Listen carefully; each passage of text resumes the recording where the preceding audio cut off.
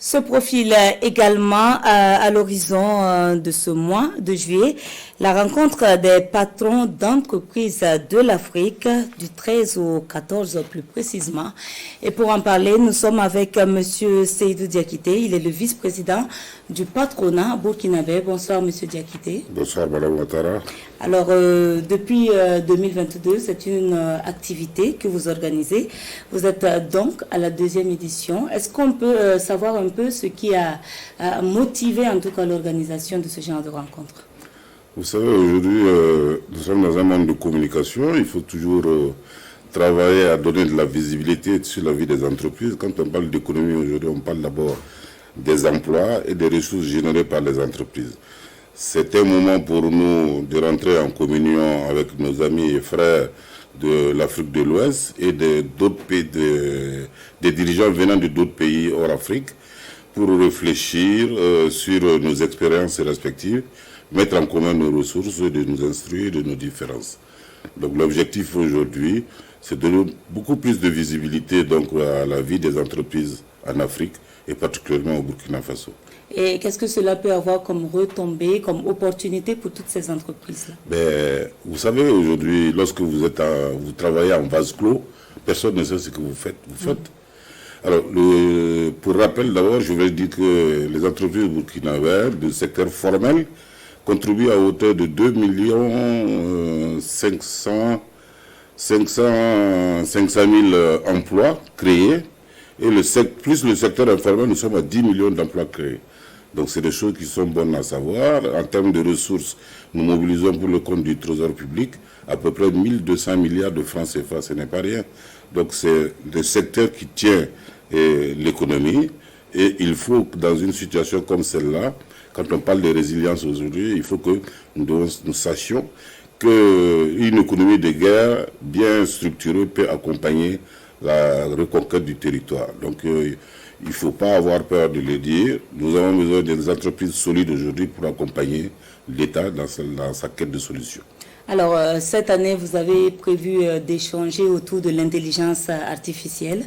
Alors, quand on prend les pays de l'Afrique de l'Ouest, on sait qu'on n'est pas, disons, entre guillemets, très capé en matière d'électronique et tout ce qui va avec les technologies.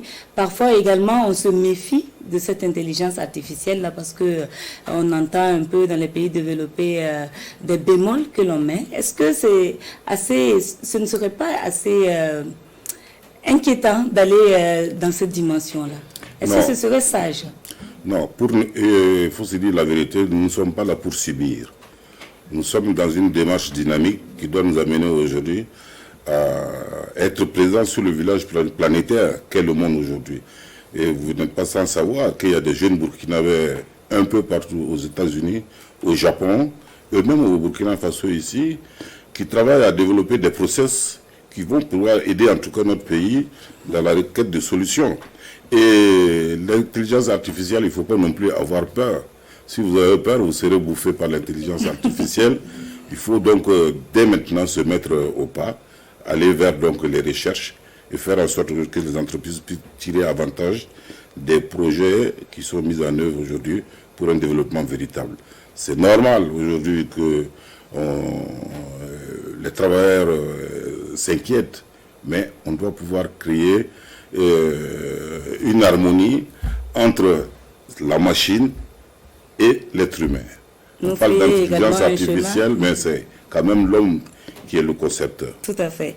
Alors, concrètement, en quoi l'édition de cette année va consister? Qu'est-ce qu'il y aura au programme? Alors, au programme, il faut d'abord annoncer que nous allons recevoir les 15 membres des patronats de l'Afrique de l'Ouest. Il y en a qui ont commencé à arriver. Demain, l'ensemble du bureau donc, de la FOPAO, qui est la Fédération des organisations patronales de l'Afrique de l'Ouest, ils seront là, la Mauritanie, la Guinée, le Mali, la Côte d'Ivoire, le Bénin, le Togo, le Niger et bien d'autres pays seront présents. Donc nous attendons à peu près 1000 personnes. L'année dernière, on était 700. Nous attendons cette année 1000 personnes.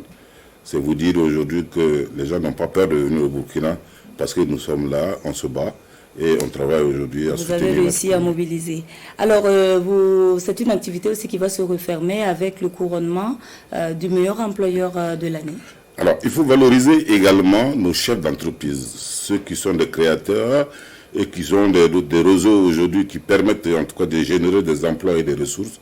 Il faut le reconnaître. Vous avez vu déjà, les impôts commencent à récompenser des entreprises citoyennes. Il faut que nous aussi, en tant qu'organisation patronale, qu'on travaille donc à valoriser nos chefs d'entreprise qui sont en tout cas aux avant-postes du processus de développement économique de notre pays. Alors, je rappelle que l'événement est prévu se tenir les 13 et 14 juillet à Ouagadougou autour du thème Intelligence artificielle, enjeux, défis et opportunités pour les économies des pays africains. Et pour en parler, nous avons reçu M. Seydou Diakité, vice-président du patronat burkinabé. Merci M. Diakité.